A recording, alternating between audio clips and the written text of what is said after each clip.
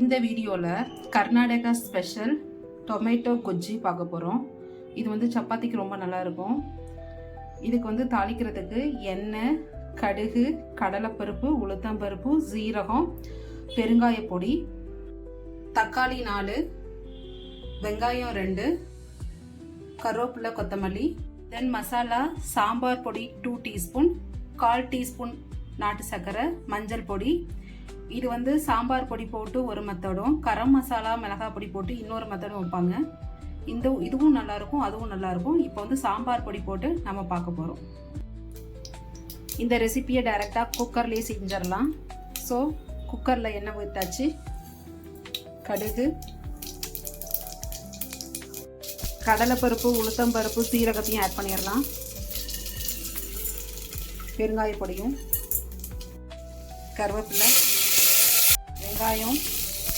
வெங்காயம் வதங்க, சால்ட்டு, வெங்காயம் பாதியாக வந்ததும் தக்காளி, மிளகாய், கொத்தமல்லி.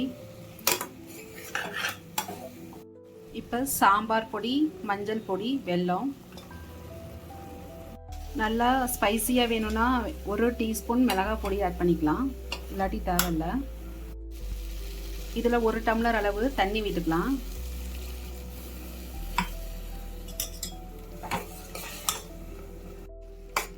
நல்லா மிக்ஸ் பண்ணிவிட்டு மூடி போட்டு 3 விசில் வச்சு எடுத்தால் டேஸ்டியான தக்காளி கொஜ்ஜு ரெடி ஆயிரும்.